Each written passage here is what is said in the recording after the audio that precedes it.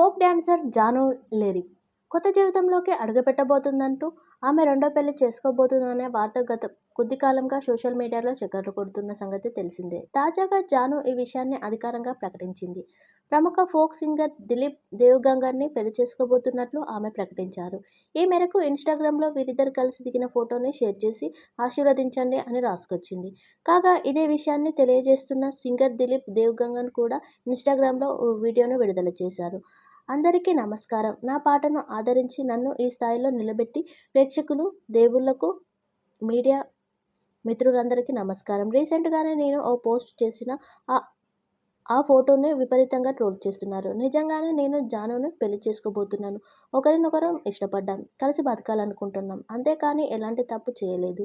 మా ఇంట్లో ఒప్పుకున్నారు. జాను ఇంట్లో కూడా ఒప్పుకున్నారు. సోషల్ మీడియాలో ఎన్నో విమర్శలు చేస్తూ అండ్ మాకెవరైతే సపోర్ట్ చేస్తున్నారో మనస్ఫూర్తిగా